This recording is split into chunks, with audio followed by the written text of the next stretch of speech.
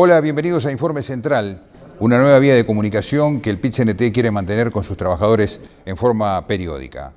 El secretario ejecutivo del PIT-CNT aprobó por unanimidad una resolución de condena a la decisión del Mercosur de suspender a Venezuela del bloque regional hasta que recupere el orden democrático.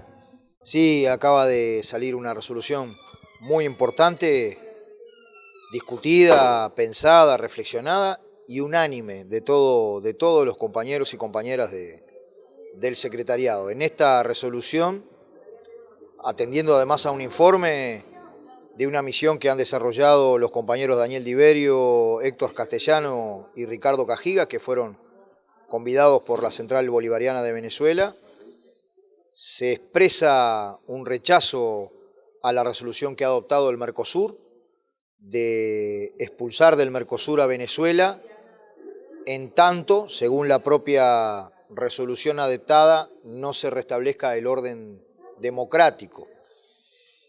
Y nosotros en el PIT-CNT por unanimidad rechazamos esta resolución porque la misma no atiende a un proceso de construcción democrática permanente en Venezuela con más de 20 actos electorales, en particular el último legítimo en arreglo a su constitución, que ha convocado a una votación del pueblo venezolano para una Asamblea Nacional Constituyente, que a pesar de que una parte de la oposición, la parte más violentista, la derecha extrema, digamos, que desarrolla actos de violencia y que organizó todo un boicot, trancando las calles, generando un clima de violencia espantoso en Venezuela, a pesar de estos obstáculos, logró que más de 8 millones de venezolanos participara.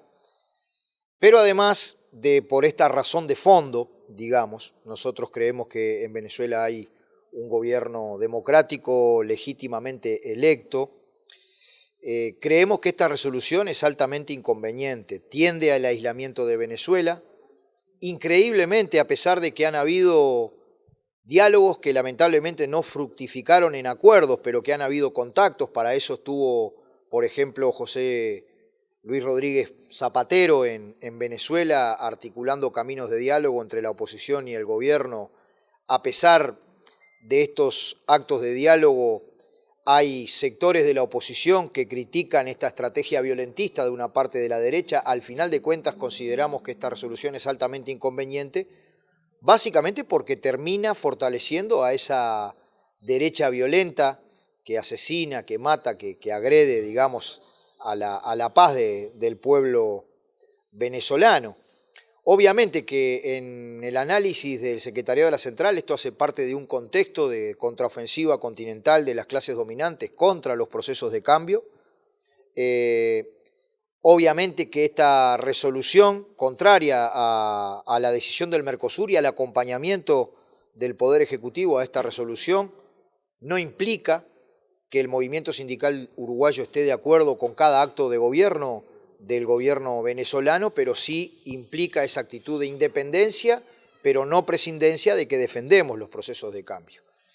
Y lo más importante, además de esta declaración unánime, es que de la resolución que adoptó el secretariado se desarrolla una convocatoria a todo el sentimiento antiimperialista en nuestro país, a todas las organizaciones hermanas, a todas las organizaciones amigas, a que nos juntemos con el fin de explorar, en el marco también de una gran movilización que se va a desarrollar el 16, 17 y 18 de noviembre en nuestro país, la jornada continental en defensa de la democracia y contra el neoliberalismo, que nos juntemos todas las organizaciones para desarrollar una movilización en solidaridad con el pueblo venezolano. La Federación de Cooperativas de Vivienda Sindical está cumpliendo su primer año de vida y para celebrarlo se va a realizar una actividad en el departamento de Paysandú. La Federación nuclea actualmente a 254 cooperativas activas en todo el país y el balance del primer año de gestión es altamente positivo. Estamos invitando a todas las cooperativas que participen de este evento. Allí se dará un informe de balance y perspectiva y autoconstrucción de lo que ha sido la Federación en el primer año. En ese sentido, estuvimos ahora justamente reunidos el Ejecutivo y la Dirección para determinar algunos números, actualizar algunos números, que nos dicen en este momento que hay 254 cooperativas activas en todo el país, de ellas 39 ya recibieron el préstamo, tenemos 39 de ellas en obra, por lo cual ha sido un año, este primer año, con un balance altamente positivo. Y seguimos teniendo los problemitas que tienen que ver con las políticas del Ministerio de Vivienda. Nosotros estamos para aportar acá, ¿verdad? Y necesitamos charlar un poco con el Ministerio porque, si se quiere, el programa de vivienda sindical hoy nuclea a más de 10.000 familias. Bueno, pero en estos momentos, de acá al sábado, vamos a estar tratando de conmemorar este primer año, que ha sido bastante trabajoso, que tiene un balance positivo. Y bueno, nos encontraremos con todos los cooperativistas del programa de vivienda sindical en la ciudad de Paysandú, y allí daremos un informe de actualización.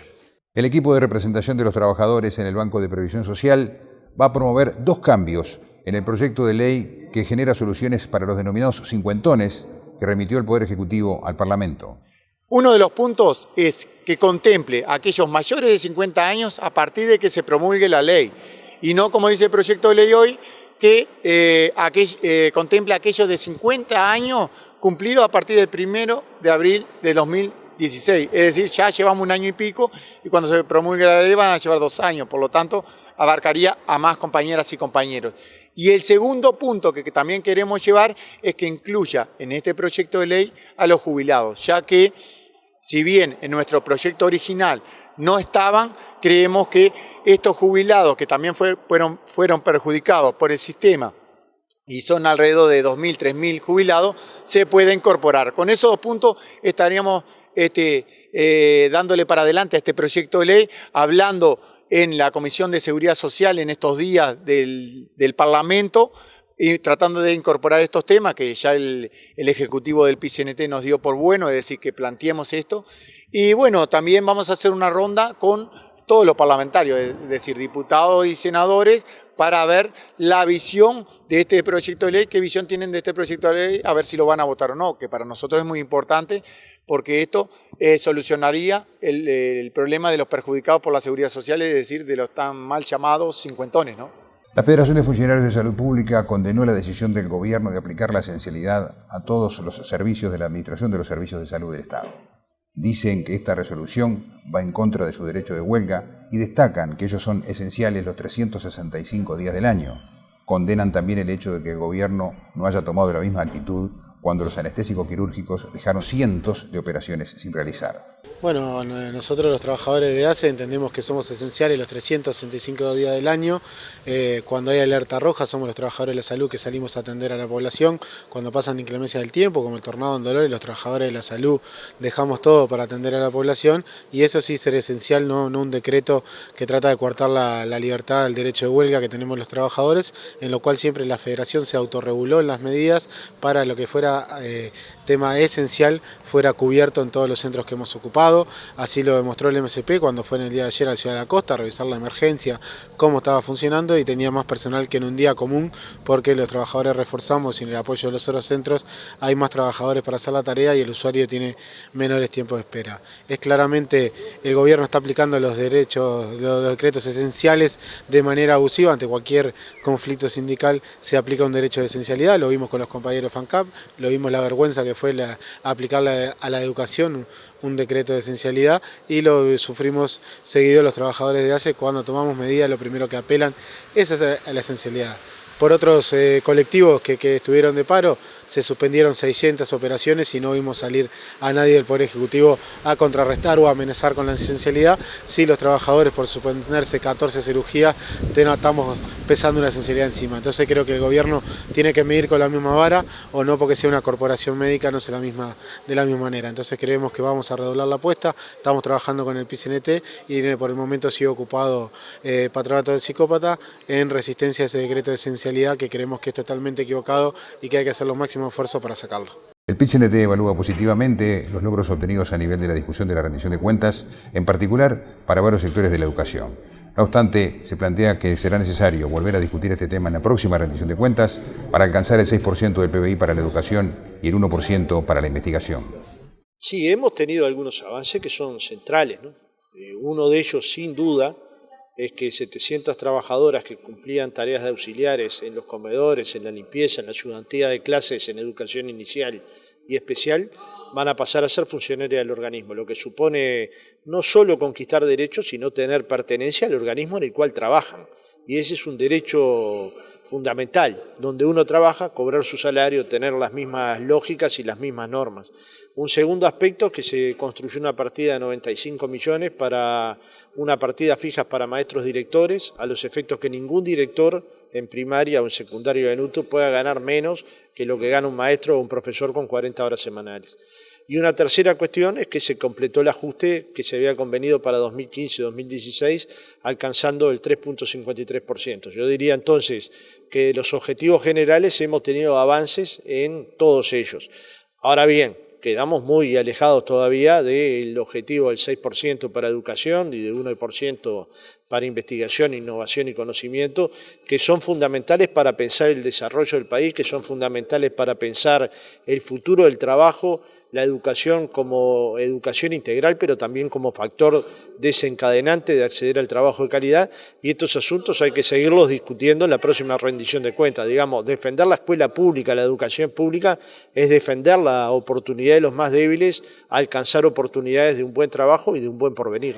Hasta aquí esta primera edición de Informe Central, esta nueva vía de comunicación que el PIT-CNT quiere mantener con sus trabajadores. Esperamos que haya sido de vuestro agrado. Nos reencontramos en los próximos días. Muchas gracias.